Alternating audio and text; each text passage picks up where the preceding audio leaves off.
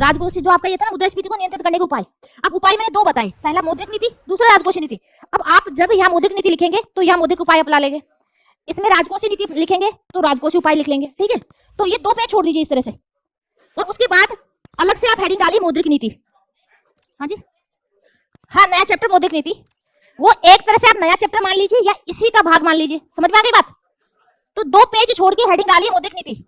हाँ जी बोलिए, आवाज नहीं, बताएंगे बताएंगे। क्रेडिट की राशनिंग का मतलब होता है आप ऋण को उसको दीजिए जिसको जरूरत है।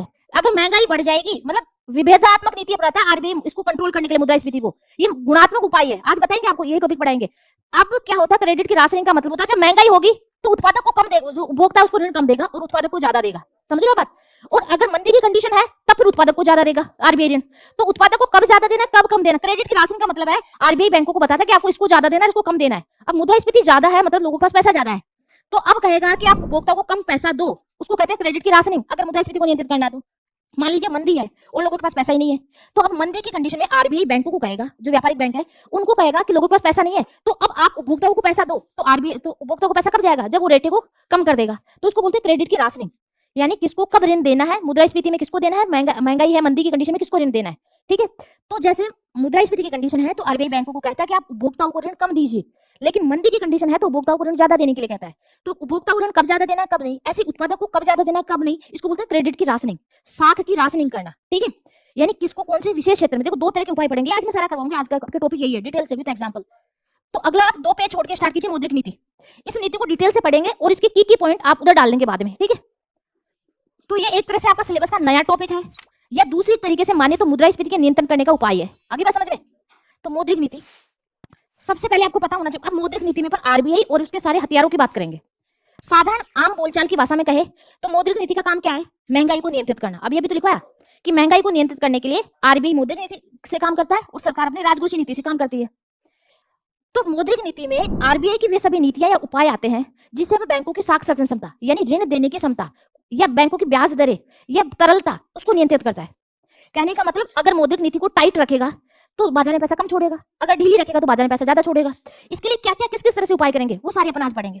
मौद्रिक नीति किसके द्वारा बनाई जाती है, आरबीआई द्वारा जारी की जाती है।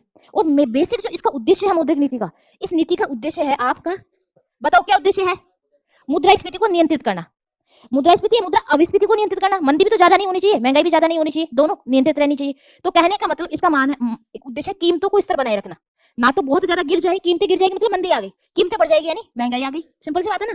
मुद्रास्फीति में कीमतें बढ़ जाती है, मुद्रा अविस्फीति में कीमतें घट जाती है। तो इसका काम है कीमतों को स्थिर बनाए रखना।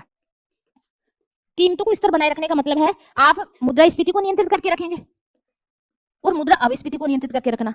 आगे बात समझ में। इन दोनों को नियंत्रित करने का काम करता है आरबीआई अपनी मौद्रिक नीति के जरिए। दूसरा, और ये अल्टीमेटली करता क्यों है, क्योंकि आर्थिक विकास होना चाहिए, धीरे धीरे आर्थिक विकास प्रोग्रेस की तरफ जाना चाहिए और लोगों को रोजगार मिलना चाहिए, इसलिए तो ये उपाय कर रहा है। तो दूसरा इसका उद्देश्य हो जाता है कि स्थिरता के साथ आर्थिक विकास, अर्थव्यवस्था में स्थिरता बनी रहे, प्रोग्रेस करे, हल्का हल्का प्रोग्रेस भी, ऐसा नहीं ऊपर जा रहा है नीचे जा रहा है। तो स्थिरता के साथ आर्थिक विकास और रोजगार सृजन, ये मेन मौद्रिक नीति के उद्देश्य होते हैं। तो मौद्रिक नीति होती क्या है, आरबीआई के कुछ उपाय है या कुछ नीतियां हैं।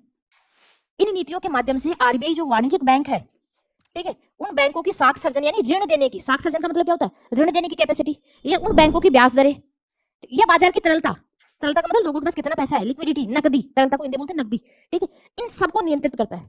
तो आरबीआई की वह नीति जिसके माध्यम से, अब आज का आप टॉपिक पढ़ेंगे ना मात्रात्मक गुणात्मक उपाय, उसके बाद ये वर्ड आपको परफेक्टली समझ में आ जाएंगे।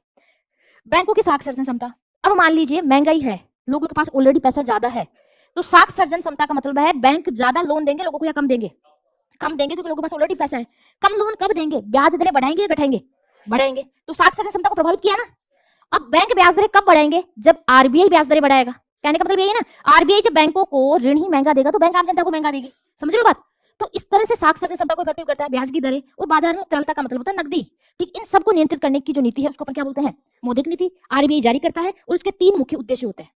फिर इसके साथ ही इसके कुछ उपाय होते हैं कि ये सारा काम किसके जरिए करेगा आरबीआई ब्याज दर को ऊपर घटाना है नीचे करना है। आरबीआई बाजार में लोगों की साख सर्जन क्षमता यानी ऋण देने की कैपेसिटी को घटाएगा या बढ़ाएगा, वो कैसे करेगा, बाजार में नकदी छोड़ेगा कम करेगा, ये कैसे करेगा आरबीआई। तो इसके लिए आरबीआई के कुछ हथियार होते हैं जिसको अपन बोलते हैं मात्रात्मक और गुणात्मक उपाय। आरबीआई ये जो सारा काम करता है ये अपने हथियारों से करता है। इसके पास दो तरह के हथियार होते हैं। एक तरह के हथियार को मात्रात्मक उपाय बोलते हैं और दूसरे तरह के हथियार को गुणात्मक, क्वालिटेटिव, और ये क्वांटिटेटिव है, ये क्वालिटेटिव। दूसरे तरह के हथियार गुणात्मक हथियार होते हैं।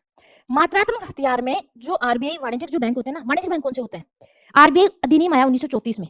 आपकी बैंकिंग अलग से टॉपिक है सिलेबस में, और बैंकिंग टॉपिक अपन करवा देंगे मौद्रिक नीति के पास राजकोषीय नीति करवाएंगे, राजकोषीय नीति में बजट करवाएंगे, और बजट के बाद आपका बैंकिंग करवाएंगे। ठीक है, सीक्वेंस से चलते रहेंगे। तो जब बैंकिंग आएगा तब आप हम आरबीआई को डिटेल से आपको बताएंगे।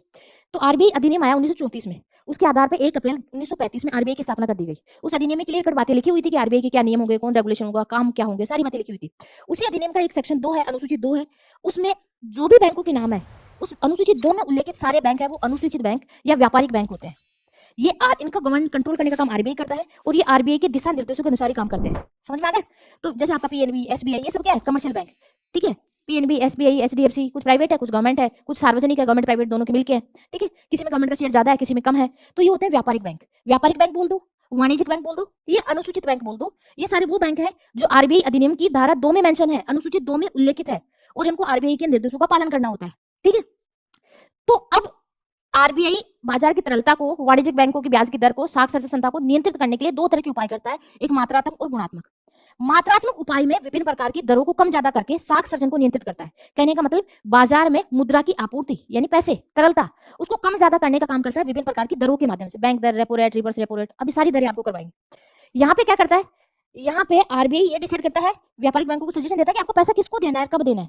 मान लो बैंक, इसमें कई सारे उपाय है। अगर जैसे ही इसमें कई सारे उपाय आते हैं, जिसमें एक आता है पहला, जैसे मार्जिन रिक्वायरमेंट। ठीक है, मार्जिन रिक्वायरमेंट, उसमें क्या होता है? जैसे मान लीजिए आपको 1 लाख का ऋण लेना होता है, 1 लाख को ऋण देना है, तो आप ऋण लेने जाएंगे तो बैंक आपको ऐसे नहीं देंगे। बैंकों को आपको कुछ ना कुछ गिरवी रखना पड़ेगा, जमीन के कागज रख दो, कुछ ना कुछ, तभी तो देता है बैंक, ऐसे थोड़ी ऋण देता है। कुछ भी, जब आप बैंक के पास कुछ गिरवी रख के आएंगे, उसकी कीमत जितना आप लोन ले रहे हो उससे ज्यादा होनी चाहिए। आपने 2 लाख रुपए के जमीन के कागज गिरवी रख दिए और आपने 1 लाख का ऋण ले लिया, या आपने 1.5 लाख के कागज गिरवी रख दिए और आपने 1 लाख का ऋण ले लिया।